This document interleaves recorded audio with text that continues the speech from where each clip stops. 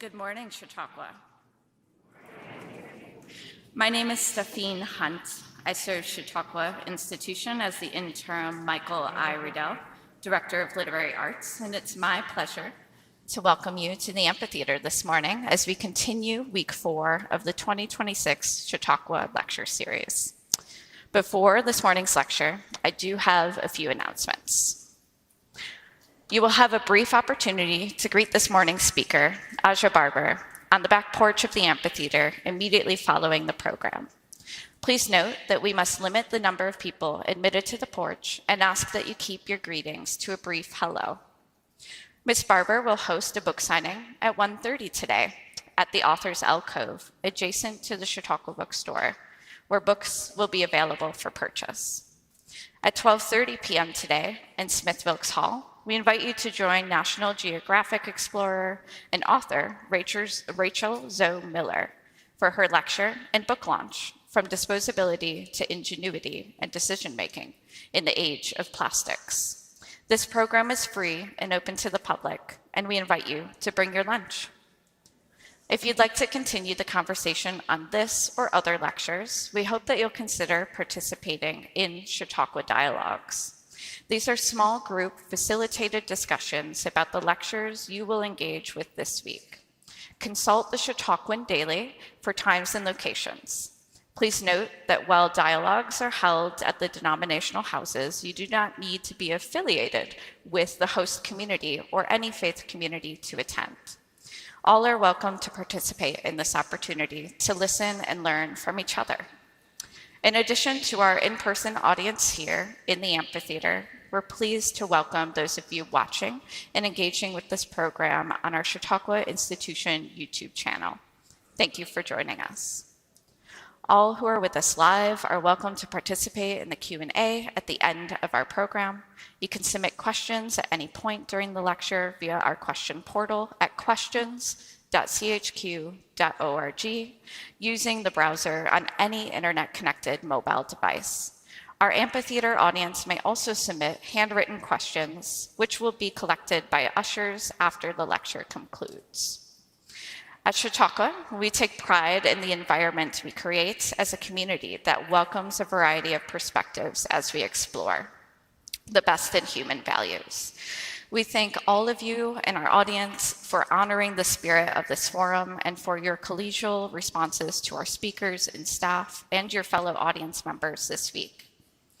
Lastly, out of respect for this morning's speakers and audience members around you, please silence your cell phones.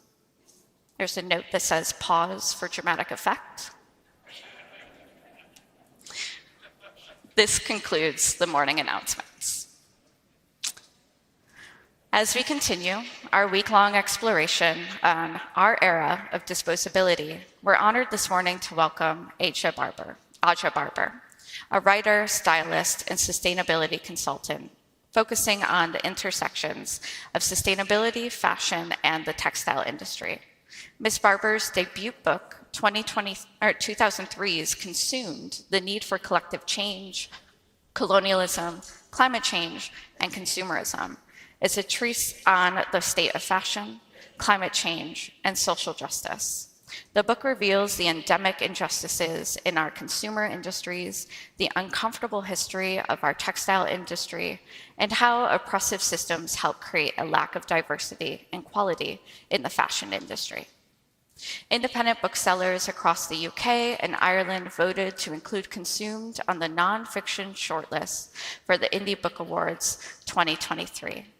Ms. Barber has written for The Guardian, CNN, Selfridges, EcoAge, and a host of other sites. She also contributed to No Offense But by Gina Martin, and she is currently working on a novel acquired by Brazen Books. It is our honor to host Aja and her husband Stephen, this week on the first visit to Chautauqua for both, made possible in part by the Marjorie and Frank Sterrett Memorial Lectureship and the Travis E. and Betty J. Halford Lectureship Endowment. A note about this morning's format: I will engage Aja in conversation for about 45 to 50 minutes, and then we'll transition to a moderated audience Q&A, as is our tradition. Chautauqua, please join me in offering a warm welcome to Aja Barber.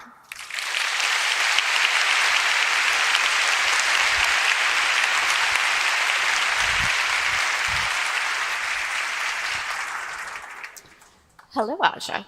Hi. It's a pleasure to be here with you today. It is an absolute pleasure to be here and also to see so many of you that came out in the rain because I looked at the weather and thought, right, they're going to stay home. It's fine.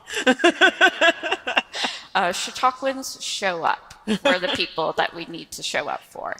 I'd love to invite you to reflect a little bit on your time, only 12 hours here at Chautauqua to get us started. I did not know what to expect. I have a rule of thumb where I try and go into all environments with no expectations and an open mind, and I absolutely love it here. I just wrote on my newsletter that anyone that has the opportunity to visit here should come and visit because it's very special indeed, and I'm very honored to be here. Thank you. Well, let's get us started. As you know, this week is themed Wasted, our era of disposability, and we've come together this week to ask some questions. What are some of the economic, environmental, and ethical costs of the mindset of disposability? To get us started, I'd love to hear more from you about what brought you to these questions in your work and where some of your life history and experiences tie in. Yeah. So I'm originally from Reston, Virginia. That's where I grew up. I live in the UK now. I live in London, and I grew up lower middle class, and I grew up wearing lots and lots of hand-me-downs. I have a sister who's 5 years older than me, and in the 80s and 90s, the different styles of clothing were opposite ends of the spectrum. And so if you had your sister's jeans from 1989 and 1994, they did not look cool. And so by the time I started buying my own clothing, I really understood the need to fit in through material items. And that was kind of maybe a bit of a pipeline into overconsumption and consumerism. But at the same time, I'm also someone who's curious. I knit, I sew, I do both of those things very poorly, but I do them because I enjoy it and I enjoy craft. And so within my lifetime, I had seen the fashion industry completely degrade. In the 80s, we had a lot of department stores. We had 6 seasons a year where different clothing would come in. And by the time I was a college student, I started to see that speed up and I started to see a change. And I started to see a change in my own consumption habits, but also in the habits of my peers and everyone around me. And at the same time, the price was also going down. Now, as someone who is curious and can put 2 and 2 together, I kind of thought to myself, okay, it's great that I can buy this dress for $5, but how does someone get paid from a $5 dress? And so I sort of sought out to understand, and what I began to learn is that they don't.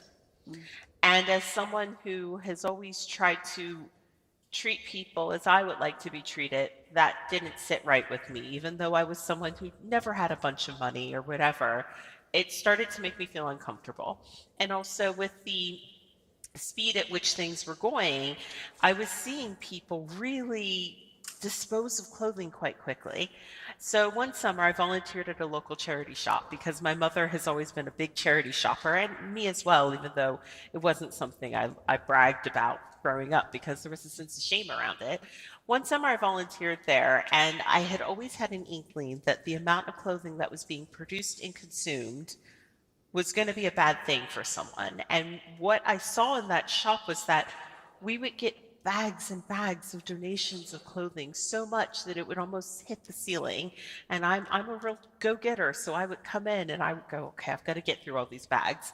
I would come back the very next week and the bags would be replenished. And I began to feel like, I think this is an ecological disaster. I didn't think we were that unique. And I know that there's 25,000 charity shops in the US. And so I thought, if everyone is operating with these sorts of margins and turnover, there has to be something happening here that isn't good. And through the last 10 years, I started to really pull apart the seams of the system and understand that our clothing doesn't disappear. It goes somewhere. It becomes someone else's problem. It ends up in someone else's backyard. In addition to that, people aren't being paid or treated nicely within the supply chain. And I just thought, you know what? I don't like this, and I'm going to shout about it on the internet. And that is why I'm here today.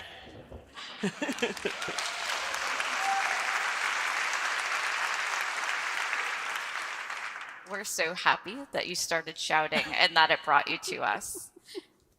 Diving into your book, Consumed, I'd love to talk a little bit more about how this book is really a multitude of stories, a collective of stories. And while your personal story and journey is the center and your research is at the center, I'm fascinated by how many different voices in different sections you've pulled in roundtable conversations with friends and colleagues from the fashion industry and a variety of sources from scientific studies to documentaries. How did you know this book needed to be a collective of voices? I knew that there were voices within the fashion industry that needed to be listened to that weren't being listened to, and I thought, right, well, this is my opportunity to bring these voices out.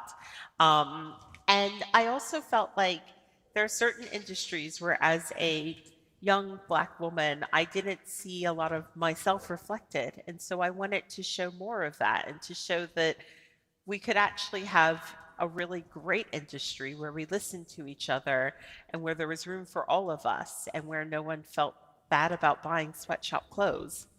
That's a fantastic point. And so when you were constructing this in a number of different sections, it's really accessible. So I applaud you for that because it's information that it's not always accessible and that we find is not always offered easily in our education system here. I really wanted that because I think the minute you start talking about climate crisis or science or even fashion, it can get quite technical.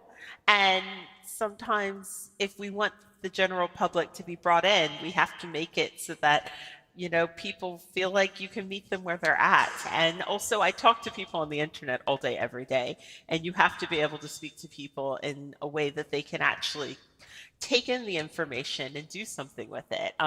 You have the US version of my book, but my UK version has illustrations, and that was really important to me because I like books with pictures. I think we take those pictures and charts for granted sometimes in this industry. But I'd love to ask you, talking about Consumed early in the book, so very little spoiler alert here for those of you who might pick it up. You note that clothing has historically blended differences and cultural divides. What you wear enables you to assimilate to the dominant culture, and that means that if you live in a country that was colonized, blending in was historically sometimes a means for survival.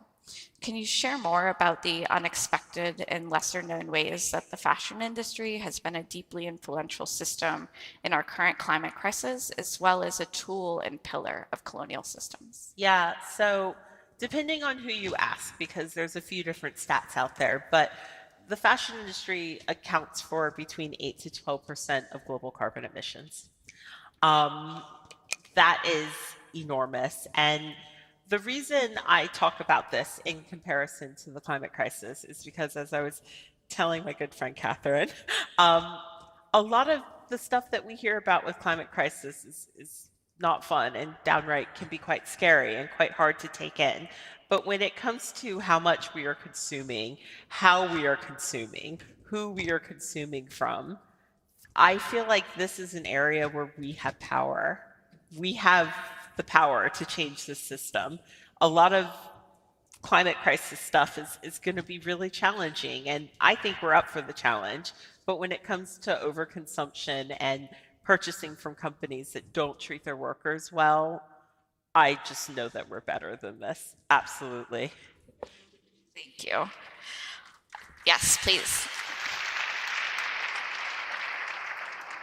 So I wanted to tie it back in here to, Can I also please. say, um, it's so weird to talk about this and to be on this wonderful stage with you, but to also see the impacts of the climate crisis. Every time I travel, I see it.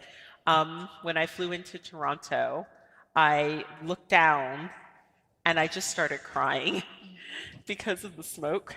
And I just thought, what a strange irony that I am, visiting to speak about the climate crisis and descending into a space that is now being covered in forest fire smoke. Um, Last night I sat outside and had dinner at the hotel, and I saw fireflies, and it made me cry because when I was a kid in Virginia, you'd see hundreds of them. There'd be so many of them, and it was my favorite time of year. And now you see one or two. And within our lifetime, we have seen a direct impact of all of these systems and how it impacts us. And I just want the fireflies to be around for your grandchildren, for my niece and my nephew. I want them to see all of these wonders that we have. And so I talk about this because we have to change this game. And with the fashion industry and consumable goods, it's one way that we can really get our oar in. And I'd love if you could talk a bit more. One of the things we were speaking about previously before the program was that each of us has a role to play. And some of us may not be contributing, especially in the fashion industry. The fashion industry is, a lot of people are not contributing. Yes. And so if looking out at our audience today, what's one thing or two or three things that you would say, this is what you can do?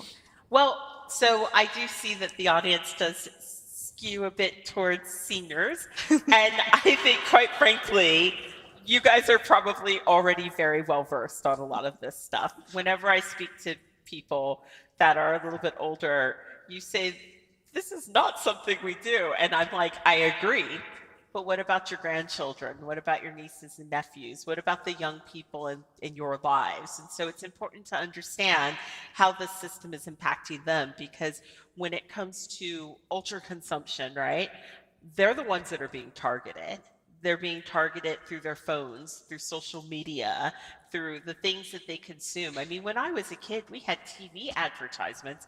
I cannot imagine what it would be like to grow up with social media around you constantly. And so I think it's really important for everyone in this room to understand exactly how young people are being targeted towards consumerism in much different ways than we were in the past. That is a great point. Thank But you. I also think, even though you all are probably not Shein or Temu shoppers, I think a lot of people might shop on Amazon, and I think there's definitely some criticism that we can talk about with that system, because that is another system where workers are not treated well, and where there is a global carbon impact of that business. Great points. I hope you're taking notes. Well, tying into that younger person's experience and the evolution of social media, I also grew up in the 90s. Yeah. And so the evolution of social media with marketing for the fashion industry exploded together. Yeah. I was hoping that you could tell us a bit more about how the co-evolution of those systems have exacerbated and created fast fashion, Yeah. and how it works within systems of privilege, wealth inequality, racism, and colonialism. Yeah, so I don't like to blame individuals, right? When it comes to like these systems, you definitely have a lot of corporations that are very guilty. However, when it comes to fashion influencers on social media, I think there is some sizable blame there, because there's a very good paycheck to be made in selling people endless garbage that they don't need. And unfortunately, it is a lot of my peers, and it is a lot of people that, we might know, but at the same time, is this really how you want to make your money?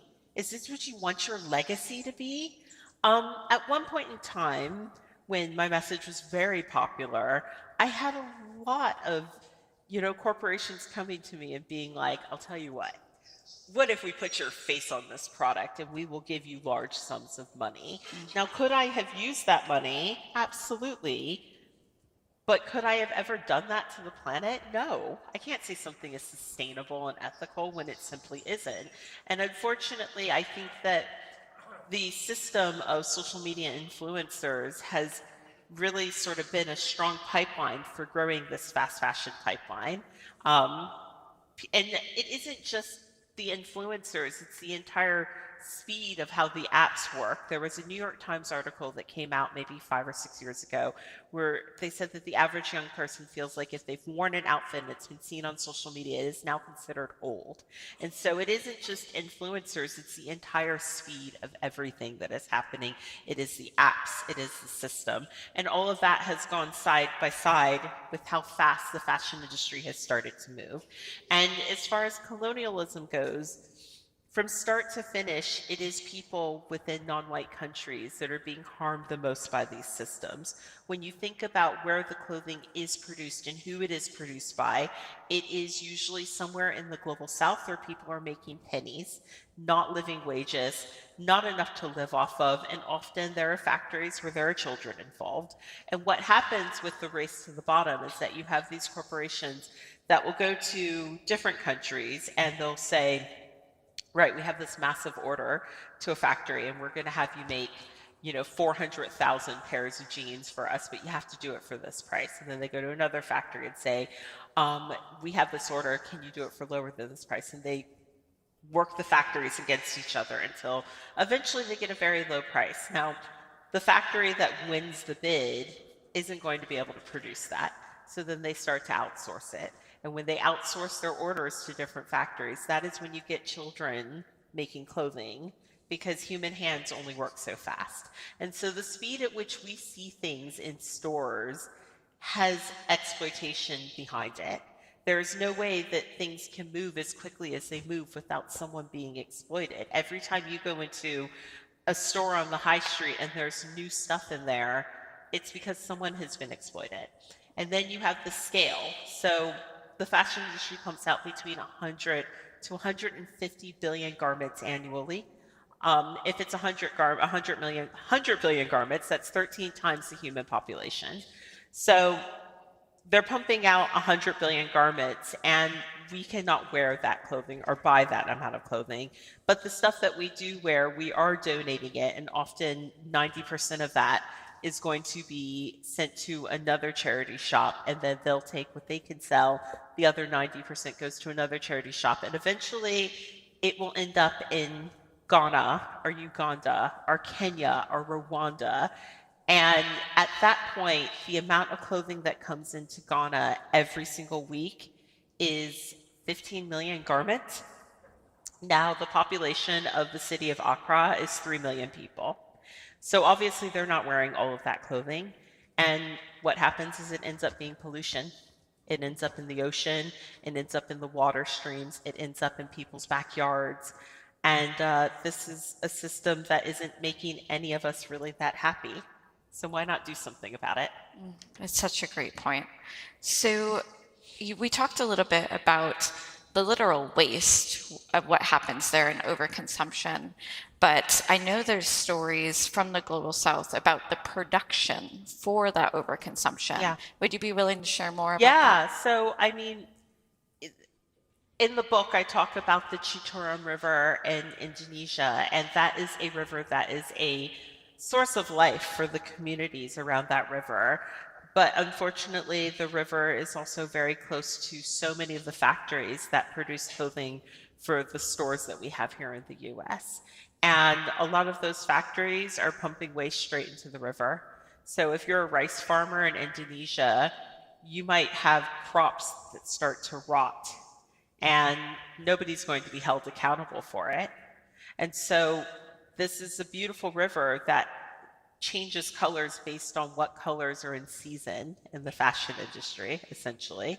It poisons the rice, it poisons the local water, it makes kids sick, and that's just one place, right? We have clothing that is produced all over Asia in loads of different communities. That's just one community. And so there is a human impact, not just in regards to people being underpaid and treated poorly and being put in factories where unsafe labor conditions. As we know, in 2013, there was a factory collapse called the Rana Plaza factory. 1,134 individuals died that day. And the worst part about it was that the workers had been complaining for weeks that the factory building was unsafe. So we still have people being harmed. And we have seen these things happen on our shores. We all learned about the Triangle Shirtwaist Factory, right? That happened, and I think it was 101 young immigrant women who were trapped in this factory that is now part of NYU's campus, and they perished. And so we got regulation in our country because that was a big impetus for pushing us towards that. And then the problem just got outsourced somewhere else. We have talked a lot about stuff, and you briefly made a foray into talking about the human impact, about the impact on the communities along the river, the folks working in the factory. And also people in Ghana who work in the secondhand clothing trade there. Yes. Is that where we were going? Yep, that is exactly where I was going. Yeah, so within my work, I've been working very closely with a group called the OR Foundation on the ground in Ghana, and they work with the Kantamanto market, which is the largest secondhand clothing market in the world. Again, 15 million items arriving weekly. And that really has an impact on people there as well. If you are a market seller, it is the ultimate gamble because the clothing arrives in these massive bales and you don't know what's in a bale. And one of the things that has happened with our fashion industry degrading is that a lot of the clothing that gets sent to these places is essentially garbage, just like a lot of the stuff that we see in our charity shops we don't want. So if we don't want it and we don't think it's good anymore, no one else wants it either. Now, if you are a person who sells this clothing for a living, you bid on a bale. You don't know what's in the bale. And oftentimes people take out loans to get these bales. And when they open the bale, sometimes you might strike gold and you might end up with a really nice menswear. That's always really good. But if you end up with torn, tattered, gross women's clothing, you just lost your money essentially. It's trash and you're already in debt.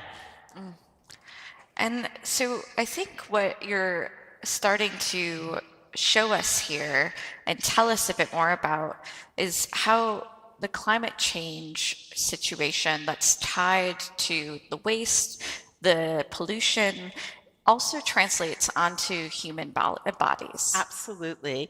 And it isn't just, whether you're making the clothing or dealing with the end of it, but also the quality is not great. And when you have people cutting corners, particularly with clothing, you end up with a lot more polyester. 60% of what's being produced is polyfiber.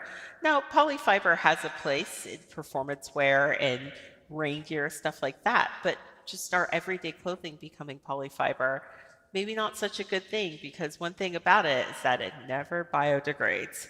Or maybe it does, but it takes like 2,000 years. We don't really know how long it'll take for a lot of these fibers to biodegrade, essentially.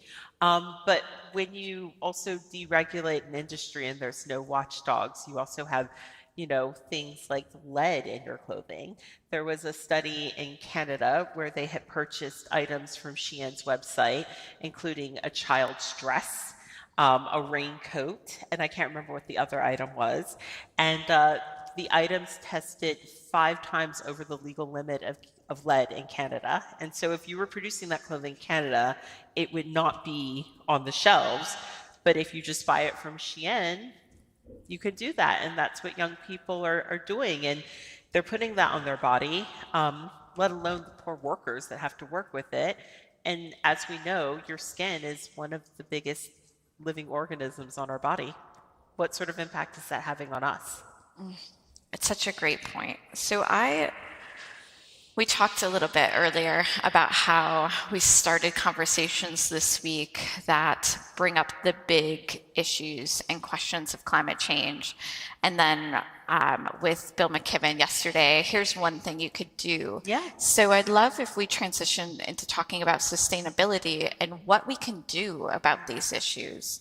So one thing I would recommend doing is really looking at the ethics of the companies that you purchase from. And I think maybe a lot of you already do that, but it's time for us to go even harder on that. Are we paying workers? Are we treating workers fairly? Because when it comes to the environmental aspect of it, in my findings, I tend to see that the brands that actually care about fair treatment of the workers also care about the environmental impact. You kind of can't have one without the other, even though the industry has definitely tried to separate the two. And so if I were to ask every person in this room to do one thing, I would say the next time you purchase something, think about whether or not someone was paid to make that garment. That is the best place to start. And I always tell people, if you're going to buy clothing, that's the one thing that I look for. Because when it comes to fiber and all the other issues, is if someone is paid well, that actually has a really good knock-on effect with the climate crisis. So in my book, I talk about how there was a study done where in Bangladesh, they talked about if they paid women more, there would be a direct impact of taking a certain amount of CO2 out of the atmosphere. And so there are ways in which there's intersectionality built into the conversation. And for me, I think it starts with fair wages, but then we get into overconsumption. And I think that if you're thinking about those things, it sort of takes you out of the overconsumption sphere in a way, because you're not thinking about consuming, you're thinking about fair treatment of people. Well, that's a great point. So how do we bring these concepts together in the fast fashion companies, in the fast fashion industry, or how do we get ourselves out of the fast fashion industry? To be honest, I think a lot of these companies need to call it a day. They've made their billions. I think that you can either behave nicely or you don't have to exist. And for me, quite frankly, if a company can't pay its workers, that's not really a company I really care about existing. That's just where I'm at. As far as the environmental impact of it, I think that once we really start to think about these issues, doing overconsumption just doesn't even really cross your mind. I always joke that when people start to care about slow fashion, it's a real slippery slope to backyard composting, because I'll talk to anyone about my compost, and so will most of my friends. You start to care about natural dyes, you start to care about craft, and once you start to really involve your brain in that way, if someone asked me to go into H&M today and buy something, I would cry. And be like, why? Why? When I have this great upcycled cotton jacket, I have this beautiful upcycled silk dress. Why would I want to buy something where someone was mistreated and the fibers are not great and it will fall apart?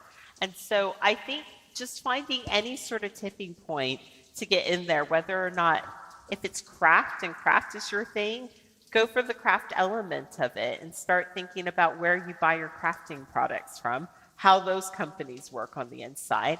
I think you just have to really start somewhere, and it can be somewhere small, but if you stick at it, it grows and it grows and it grows. And before you know it, you're already going, why would I buy that, new when I can just buy it secondhand because there's a million of it?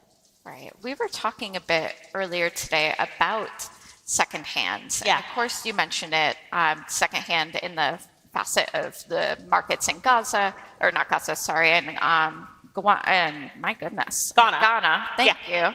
I was like, it starts with like Ghana and Kenya. Mm-hmm. And I'd love to talk a little bit more about, I mentioned I'm getting back into thrifting, and it may just be the algorithms noting that I'm getting back into thrifting. They do. Right. But how are you seeing that secondhand shopping evolve? Yeah. So I still don't think that we've gotten to a place in our society where there isn't a stigma around secondhand shopping. There is a stigma, particularly if you've grown up in a certain level of poverty. Maybe you don't want to go back in that direction. So we still have a bit of that, and we still have barriers to break down around people thinking secondhand clothing is dirty or gross or whatever. But on the other hand, we also have more people doing it than ever, which is very exciting. However, when you bring in the technology aspect of it, that's where things start to get a little bit dubious. So we were chatting about Vinted backstage, and Vinted is the largest secondhand clothing app in Europe currently. And it's great. If every person on the planet bought one secondhand item, that would have tremendous positive impact. However, I worry because Vinted has gamified it. And so instead of having people scroll on other apps, they're scrolling on Vinted. And it's very easy to get tied in to buying a lot there as well that maybe you don't necessarily need. Because the algorithm is so good, it knows what colors you like. It knows what brands you gravitate to and what brands are adjacent to the ones that you gravitate to. And as someone who is considered an expert on these things, I had to delete it from my phone. I could tell myself, like, say to my husband, oh, I'm researching, but really I'm like, ooh, I did want that. Ooh, what about that as well? And so it works off of dopamine, basically. And, you know, getting young people still hooked to their phones, which I think is something that we all agree that maybe we need a little less of. And I think that when you are replacing one scroll with another, you're still not thinking about the system. You're still not thinking about the impact of the system and the climate crisis. You're just getting a dopamine hit and buying something on a secondhand marketplace that maybe you didn't actually need. Right. So how do you balance the impact of secondhand stores shopping in person? And I'll just give a shout out to the Women's Club Flea Boutique for this experience right here in Chautauqua. Go Women's Club. How do you balance that need and that wonderful experience with the fact that some of these secondhand stores are not as accessible or inclusive in size capacity? Yes. And that's where the apps come in. Yeah, I think there has to be an awareness. There has to be an awareness because I do think that shopping online secondhand is way more accessible than in store because of what I talked about earlier, where the stores are now filled with a lot of fast fashion that quite frankly no one wants. Size inclusivity, I'm a bigger size, so I'm not necessarily going to find my size if I walk into a store.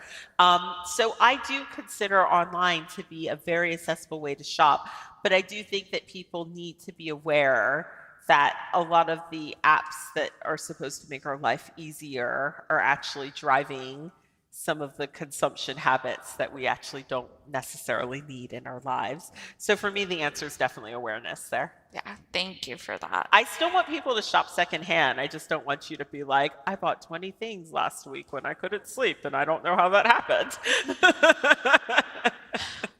Stop buying stuff. Yeah, exactly. Well, I'd love if you could tell us a little bit more about what the most impactful facts about the fast fashion industry and climate change that you are keeping an eye on in your current work since your publication of Consumed. For me, it's the churn. It's the 100 billion garments a year. I think that we have all of these companies that say, we're doing this and we're doing that, and they'll give you some sort of stat. And I'm like, yeah, but are you producing millions of garments that are going to end up as trash? Because if so, then what you're doing is greenwashing, right? Because we don't need millions of garments that are going to be trash. We need good garments that last a long time, that could be repaired, and things that people want to pass down. We don't need 100,000 things that nobody's going to want and you might not even sell and end up incinerating, because that is still a thing where corporations do incinerate and burn goods that they don't sell. They either dump it somewhere or they incinerate it. And quite frankly, both of those actions completely negate any sort of greenwashing.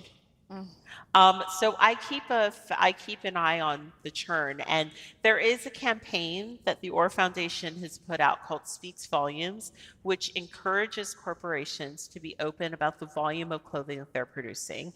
Now, very few of them want to do it. They don't want to do it. And like, why wouldn't they want to do it? Probably because they're producing too much stuff. But for me, the volume of clothing that's being produced is something that is horrific. And if there wasn't so much being produced, I would argue that a lot of these corporations could afford to pay the garment workers higher wages. If you're not wasting and making millions of garments that you hope you might get people to overconsume and fill their closets with, then yeah, maybe you can pay higher wages. Maybe it's not that impossible, right? Great point. So can you tell us about the brands that you are shopping and celebrating? Oh my goodness, there's so many good ones, but they're all very small and niche. And this is also like Vinted is good for showing you small niche brands that you didn't know existed while getting you addicted to dopamine. But there's some really great brands in the UK. I'm very lucky. London has a beautiful slow fashion community. Today I'm wearing all Phoebe English. She upcycles clothing from fabric from other designers. So this is upcycled cotton, upcycled silk. She uses only natural dyes. So I love what she does. There's a few brands that have come and gone, but there's one beautiful brand based in the US called Elizabeth Suzanne. I absolutely love what Elizabeth Suzanne does. Lots of linen. I feel like this audience would be very into it. There's just so many beautiful brands out there, but they're all very small, so you have to go and hunt for them. But I think that when you start to shop that way, not only do you slow down, but you also you build more community that way. Right now, I feel like the current systems of consumption don't allow us to understand who is making our clothing. So when we are allowed to divorce ourselves from that system, we don't have to think about the harm, whether it be environmental or social. And so when you start to buy something from a smaller designer, you get invested in them. You get invested in, how the clothing is made. You can talk to them through social media. You're not talking to a faceless AI bot. And so I always sort of tell people to just start with the brand that you like. And this is also where the algorithms can be quite good. On Instagram, it will start to show you other sort of adjacent brands and whatnot. But for me, I tend to just rebuy things that I already love because there's so much clothing on the secondhand market. Like if I have a pair of jeans that I love, usually there's like a unique code. And if you put that into like eBay, for instance, it will pull up hundreds of pairs of the same jeans because that's what you get in an overconsumption system. Like the vast majority of us could probably go years without buying anything new if we wanted to. But it's good to support small and upcoming designers. Of course, they will be more expensive than what's on the high street, but we know that that price in the big box store is artificially low because someone has been exploited. And what are some of your tips and tricks as an expert in this field for finding those smaller brands or at least researching the ethics of the larger brands? With the ethics of the larger brand, they normally have a page about it. And like, if it seems murky and obscure, it's because it's murky and obscure. If there are no hard facts, no hard numbers, stock image photo of a South Asian woman smiling with a basket, that is how you know that you are being played. If they can't tell you exactly where the clothing is made, how much people are paid, how they are treated, I think that you need to basically err on the side of caution with trusting the information that is being put in front of you on a big brand store. But one of the things that I do like to do is I like to email people.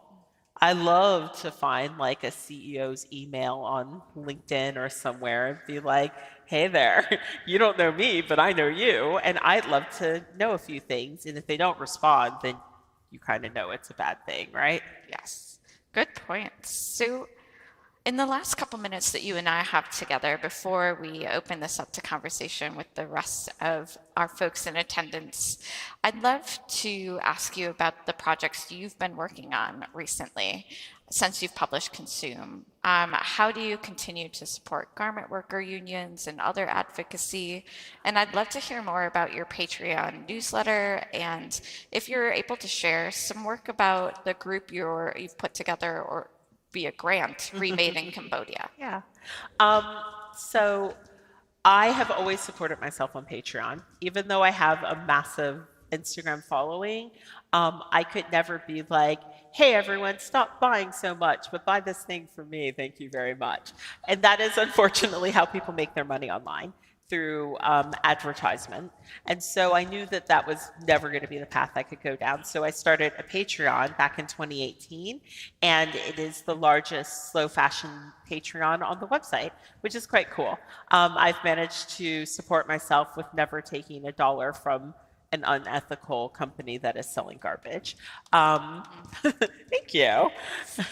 Now, unfortunately, the market has gotten incredibly crowded, because I think that a lot of systems are starting to fail, which means that people are not being paid properly. So there's a lot of newsletters out there. And one of the things that I have started doing with my Patreon newsletter is I do grants for groups within the supply chain. I've been giving back through my work since I started. When I got my book deal for Consumed, 15% of my book deal I divided up and gave to different groups. So Asia Floor Wage Alliance, which is a group that deals with garment workers in the Global South, the OR Foundation, who I've worked with. And one thing that has unfortunately happened in recent years with, budget cuts to different organizations within the US is a lot of the work that I appreciate around supply chain is no longer funded.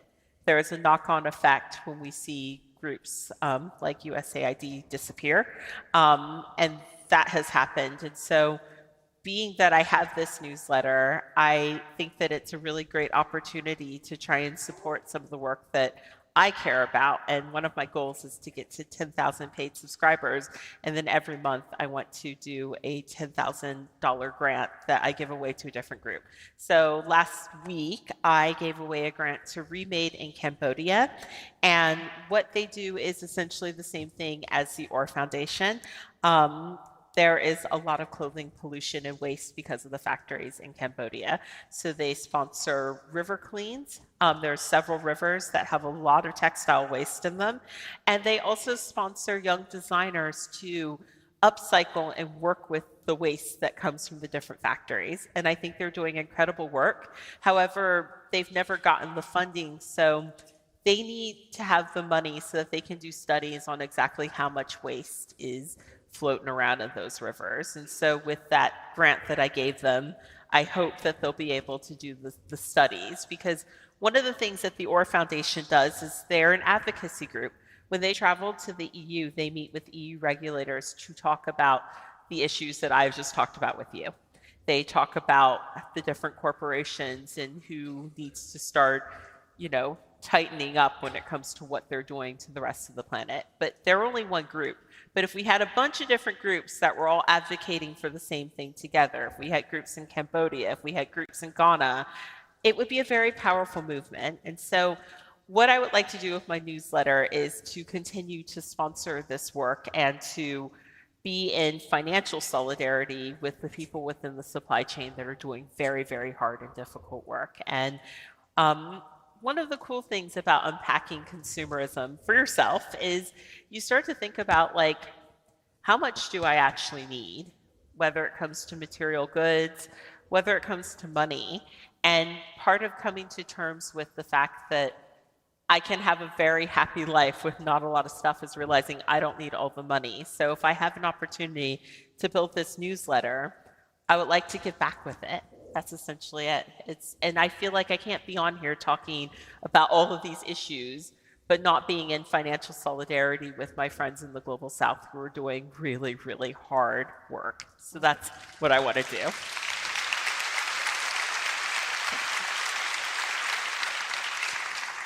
So I want to prompt you. They are looking up Aja Barber on Patreon to subscribe, and tell us a little bit more about what you include in the newsletter. Yeah, so I actually post pretty much Monday through Thursday or Friday. If I am not traveling to do an amazing speaking gig in a beautiful area of New York, I do post Monday through Thursday. And on Monday, I do a little Monday message, which is a little mini podcast where I talk about different issues. Tuesday, I talk about style, because style is so much more than buying things. It's repurposing things in your closet. It's thinking about what you're purchasing. We have some thoughtful conversations about consumerism on Wednesday. And Thursday or Friday, I try and lead with good climate news because we all know there's some bad news out there, but there's also good news too. There's wins, and I can't wait for Catherine's conversation because I know she's going to talk about the wins. And so it's a conversation that's well-rounded to sort of get you not thinking about consumerism, because we all know that as soon as you click out of certain spaces, you will be served an ad within 10 seconds. So yeah, that's what I do. I also do a monthly newsletter as well. Fantastic. Well, I'll just repeat that. Aja Barber at Patreon. I appreciate you so much. But yeah, that is largely how I've supported myself in being online, because yeah. And one last question for you before we jump into our audience Q&A. We talked quite a bit about getting offline, right? And yet we have to be online in some ways to support ourselves through writing a book, through these times. How do you balance that in your own life and in the work you do? Girl, you and me both. I don't know. I am constantly at battle with my phone. There is this constant pull, oh, I should be posting about this. I should be talking about this. And then I'm like, but I just really want to read books. So yeah, if anybody has it figured out, please let me know, because to battle online, I have apps to keep me off of my apps. But sometimes I would just want to throw my phone into the sea, real talk. Well, thank you, Aja. Chautauqua, please help me thank Aja Barber. Thank you, guys. It's all of you.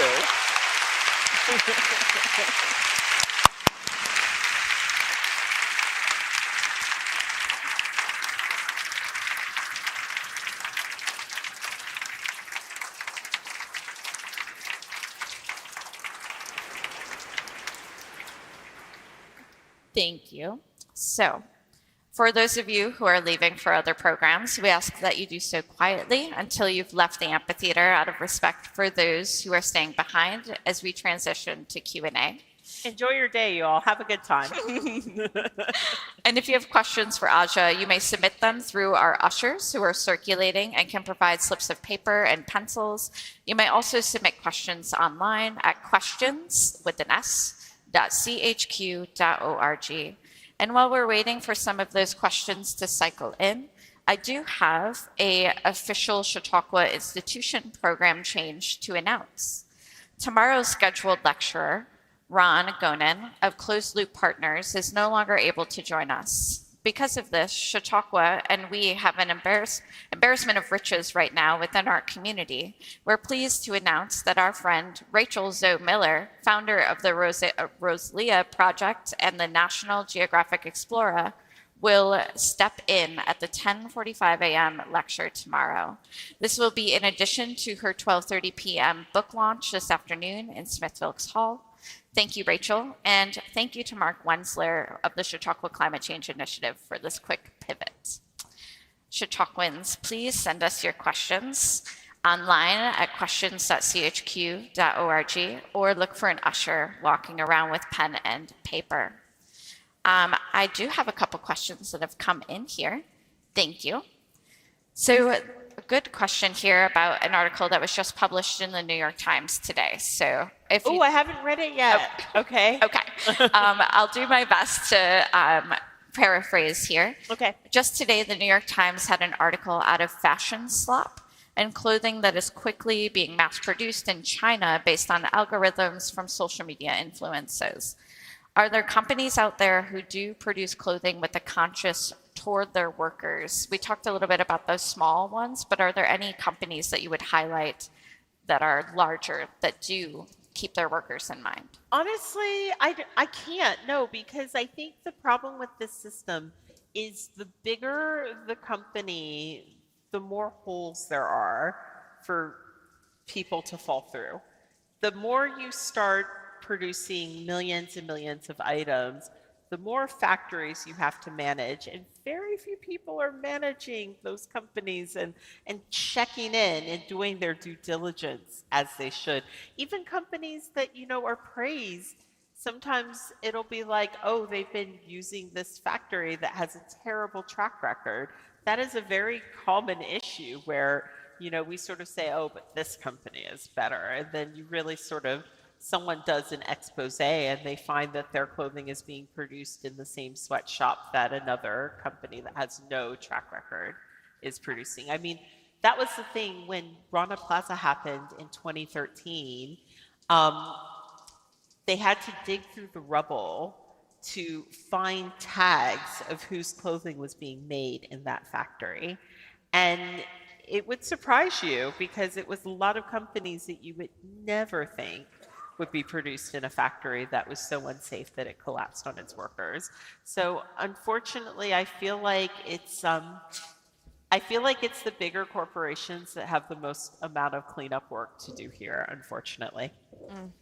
I have a couple of related questions that it's more about the stuff piece. Yeah. So everything from fabrics, electronics, electrical pieces, Yep. virtually everything that's unrepairable winds up as waste. And so these people would love if you would talk a little bit more about the toxicity of the forever waste, and if you could talk a bit more about the fiber or fabric recycling. Yeah, so this is the problem. Currently, we don't have enough fabric recycling, and we could have more of that because you know what it would be? Job creation. It would be job creation. It would be good for our society as a whole, but we do not have enough of that happening. And one thing that you do see coming out of Europe is that there's a lot of proposed EPR, which is extended producer responsibility. And I think that that's a really good thing. So if you see laws about EPR being, proposed, pay attention to that, read about it, get behind it, because I think at this point, we really need a lot of companies to step up and take some responsibility in reclaiming the things that they produce and repurposing the things that they produce. Because should it be on us as the consumer, or should it be on the corporation that's making billions of dollars every single year? I mean, I know who I think should be responsible for that. Great point. Thank you. So I have a question here that says, I'm a teacher. The first time I learned about the issues of fast fashion related to climate change was by way of a student's independent project on the subject. With that in mind, what do you think we can learn from younger generations about this topic? The thing about young people is that they really do care. They're looking at us and they want better. And I also think that it would be so good if we got on top of this consumerism stuff with young people. I always think about the holiday season and how much pressure there is put on parents. And I remember this even when I was a kid. I remember going to school and, the wealthier kids being like, I got this and I got that. And what'd you get for Christmas? And almost feeling made to feel like weirdly poor because my parents were not the type that could afford to buy me loads of stuff. And so I think that we can learn from young people and their empathy. Every time I talk to a young person about how things are produced, I can see it in their eyes. They don't want to live in this world. In many ways, it's us who are dropping the ball on this, because if you ask a kid, do you want a shirt that's made by someone who was paid and treated fairly and can send their kid to school? Or do you want a shirt that cost half the price and was made by someone who doesn't make enough money to eat? Most kids are going to go for the shirt that costs a little bit more money. And so I think that this is a deeply ethical conversation that we should be having at a very young age with young people. And in having that conversation, we can take some of the pressure of consumerism that often falls on the backs of parents out of our society, because I don't think that that's a good thing either. I think we can learn from kids and their empathy and their interests. And, everybody says listen to the young people, but then people get mad when they consider Greta Thunberg too radical. And quite frankly, I think Greta's awesome. Thank you. So we have a few questions here that are asking, what is the best thing to do with clothing in good condition that you no longer need? Is it Goodwill donation? What's the next step? I think clothing in good condition that you no longer need, I actually think it's good sometimes to sell it. I feel like we've almost gotten to this place in our society where we deem some things valueless. And I think that sometimes when there's too much excess, we stop seeing the value of certain things. And so if it's in good condition, whack it on eBay. You don't have to sell it for too much money, particularly if you don't need the money. But I see nothing wrong with, creating a secondhand marketplace for that clothing. It's just when it becomes gamified overconsumption, that's when the train goes off the rails. But I think that, giving away, but I also think that there are things that you can do locally. You talked about the women's club. Obviously, you can have like a swap party with your friends where everybody brings some stuff and everybody goes through and takes home something different, because there's nothing I love more than seeing someone that I love wearing something that I love, but maybe it doesn't work for me anymore. Oh my God, it fills me with delight. There are so many things that we can do within the community. We can also do this with young people. I would love for schools to have more clothing swaps.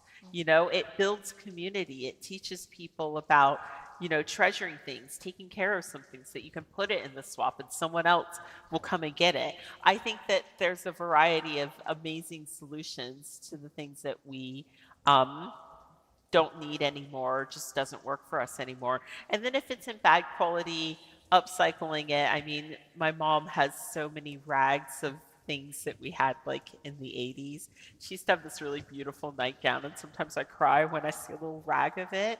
I love seeing people quilt with their old clothing. I love seeing people upcycle things. I have this dress that I don't fit into anymore, but it's such a great dress. And I'm thinking I'll probably get someone to sew some panels on the side so that I can continue to wear it.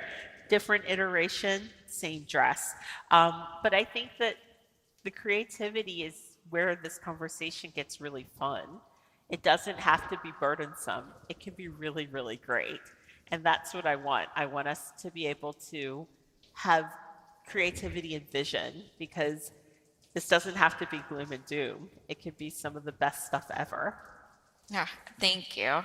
So we do have some questions from folks who do most of their clothing shopping secondhand. Woo! Yes, thank you. Applause to you. Yes. And they're wondering if, while they're shopping secondhand, they should avoid clothing from known offenders. For example, Old Navy, or does the secondhand market limit the benefit of those corporations? No, I think, honestly, buy anything secondhand because it keeps it out of landfill.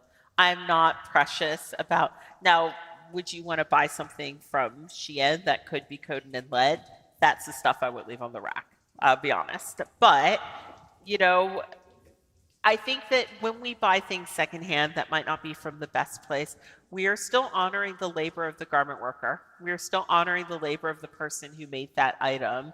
And I think that that is important. And also, these brands, they can't profit twice unless you buy it directly from them. And so I'm all for buying things secondhand that might be not the best person or not the best company. I think that we've just got to keep things out of landfill at this point. We've got to keep things from ending up in someone else's backyard. If you like, shopping from a certain store, but you know that their track record on human rights is abysmal, by all means buy it secondhand, please. But just don't directly give them your money. That is a great point. So we have people asking if there is an organization that ranks companies based on sustainability, and taking this a little bit larger, do we see groups like the UN, for example, doing anything about these issues? So this is what I'm talking about with the cuts. 4 and 5 years ago, there was a lot of this. There was a lot of different advocacy groups that you can learn a lot from. And in recent years, a lot of them have closed up, a lot of them have disappeared, and it's really sad, to be honest. And so I think just doing your own sort of independent research. I always sort of If there's a company that is a bigger company, I always Google their name and controversy and see what comes up, because that's the quickest way to get the honest truth about what's actually happening.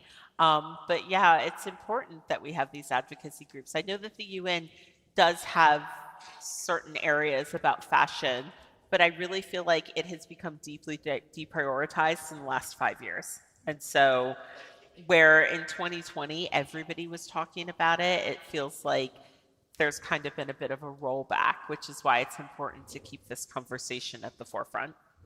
Absolutely. So, do you have, sorry, I'm trying to combine a couple questions here. How does do you have more information on how care for clothing impacts us, such as things like dry cleaning? How does that impact Yeah, the I mean, environment? dry cleaning obviously has an environmental impact. It's not good for the environment, but if you do it like once or twice a season, I don't think that's so bad. Like, I do dry clean some of my clothing, but I also wear it until it is filthy. And so I think wearing your clothing for a lot longer is actually really, really important. I'm not gonna, it's not like anyone's gonna, all the dry cleaners close up tomorrow. Hand washing stuff is also really good. I think that sometimes when we put care into the things that we care for, we're going to keep it for longer. We're going to take care of it for longer. But I would say, if you have to dry clean something, I dry clean all of my sweaters at the end of the season, because if I don't, the moths will go to town on them. And so I really limit it. When I wear like knitwear, for instance, I tend to wear like a cotton t-shirt underneath it so that I don't sweat too much in it. And then at the end of the season, I get everything clean. But I'm not going to say you should never dry clean your clothing again. But it does have an environmental impact. So we just got to limit it. Great points. So, a couple of really great questions here that are thinking with that wealth inequality conversation from your book and what you've brought up. So, how do we work outside of these fast fashion companies that are gearing their efforts towards communities that can only afford cheap clothing? And specifically, there's questions asking you to talk more about Amazon. Yeah. But So I think it's kind of complex, because yes, we can talk about what people can afford, but we can also talk about the fact that the average person today buys 5 times more clothing than we bought in 1990. There's a lot of overconsumption happening in our society that we do not want to rectify with. So when we talk about affordability, sometimes I feel like we're putting the cart before the horse, because we also have charity shops that have so much clothing that they're dumping it on other people. And so for me, the affordability conversation always kind of falls a little short, because even when I was buying my own clothes as a 13-year-old with her babysitting money, I was paying more money for my clothes than people pay for it today. So I kind of feel like we really have to still focus on consumption before we start talking about affordability. I actually talk about this in the book. The price of clothing has gone down so much that, like, when I was 13 in the 90s, I bought myself a pair of Oshkosh dungarees that cost $53. I used my babysitting money. Like, I was able to save for things. That's another thing in our society, because of the dopamine of phones and whatnot. We love a bit of instant gratification, and sometimes people tie that in with affordability, when it's like, no, it's instant gratification because we don't need all the stuff we're buying. But I bought these dungarees, and in today's money, they would have costed $84. And this idea of saving for something has just completely disappeared from our society, in needs of like quick fixes, and spending a lot of money on stuff and that we don't actually need or want and aren't happy about. I read a book recently where there is a character that is our protagonist, and she lives in objectively poverty. She lives in a trailer park with her mom, and she overconsumes because she feels so bad. She has a job at Victoria's Secret, but when she's not working her job, she's buying things from Shein and saying, oh, this sucks, I probably won't wear this, or whatever. And so I think that there's an area of our society where we're still not ready to talk about over consuming things, but we will talk about affordability. And I think we really need to sort of get honest with like what it is that we actually need. So I would love to talk a little bit more about how you build the communities that might broach those barriers to these questions. I think sometimes we have to think about like how we hang out with our friends and stuff, because so much of consumerism is in our society. It's like, you know, you want to hang out with a friend. Let's catch up and browse some shops. Do we want to browse shops together, or do we want to go to an art gallery instead? Do we want to go shopping together, or do we want to go to a movie? So one of the things I always talk about is with my best friend, we used to definitely be fast fashion consumers, and we both kind of got off the train together, and we had to shift our habits and how we were hanging out with each other, which looked like doing more things like volunteering, which was endlessly more satisfying than buying a new outfit from H&M.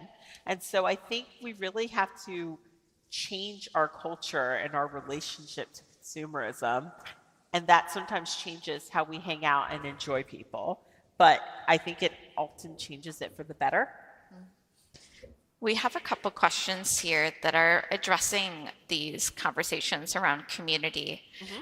Some of them asking, how do you research to find perhaps community crochet, knitting, sewer groups? I know you mentioned you have a mending group on Zoom. Yeah, with my Patreons, like every quarter we get together and we do like a mending Zoom. And we actually have two women in our group who have a book called Stitch It, Don't Ditch It. So they act as the resident experts, and it's very cute. People will bring their item and go, oh, how should I repair this? And then they'll tell them what stitch they need to use and whatnot. And it's such a nicer thing to do than doom scroll. It's such a nicer way to be in community with people. Yes, fantastic. And so But you can find groups online, like honestly on Facebook and different repair groups. I feel like I'm going to have a bunch of resources the minute we finish our chat. Everything's going to pop into my head. But there's so many good groups online that you can literally join through Facebook, through Instagram. And I find this is also where the algorithm can be quite good. If you're talking about something on, for instance, Threads, which is Instagram's Twitter, oftentimes people that are into repair will find what you're talking about and talk with you more. And so sometimes I think we have to shift our algorithms online for ourselves so we can be better served by the resources that are there.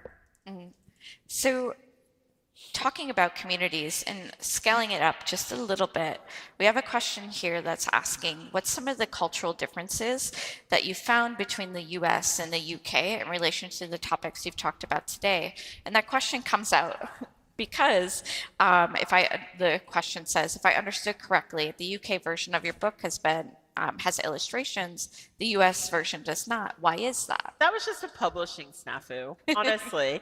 By the time the US publisher, there was a lag between getting a US publisher, and then they had to send it to print at a certain time, and they didn't have time for that. I don't exactly remember what happened and why there were no illustrations, but it did bump me out, I have to say. But yeah, I think that was just on my publisher, to be honest. I'm sorry, US people. I love an illustration. You love an illustration. Can you talk a little bit about some of the differences in the building of community or in the fashion industry? So I don't know if it would be UK specific, but I think that obviously there's more resources in London because it's a fashion capital. That's really it. Like my life infinitely changed when I moved to London because I am surrounded by fashion people, and there's several fashion schools within the city. And so for me personally, it's being in the UK. And part of the reason why I also think that the UK is a great place for this conversation is because the UK was arguably part of the popularity of fast fashion. Like at one point in time, London touted itself as the home of fast fashion. So, you know, we made the mess, we should clean it up. Well, and one last question for you today. Where are you finding hope in these larger questions of climate change and the continuance of fast fashion industry? I find hope in being in community with people. I love talking to people about this subject. I don't want to be online. Like, I find people online, you have the algorithm, which can make people quite angry sometimes. People might read your words differently than the tone that was intended. But being in rooms where people actually care about these subjects can make you feel quite hopeful. And this is why I sort of challenge all of us, if we can, to get offline a little bit more and be in community with each other and actually talk face to face about each other, but talk face to face with each other about this subject.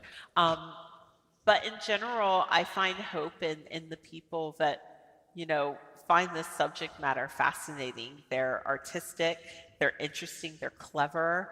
I find hope in hanging out with my friends from Ghana because they have some of the most stylish clothing ever. People are sleeping on the style scene of Accra because they can turn the most beautiful, they can create the most beautiful garments out of something that I would pick up in a charity shop and immediately put down. I find hope when I hang out with my friends in different parts of the world that are really mitigating this system, but still doing it with joy and creativity in their heart. And so this is why I think it's really important for all of us to just be in community with the people that have these interests, because we cheer each other on. Chautauqua, please help me thank Aja Barber. Thank you. You've been a wonderful audience.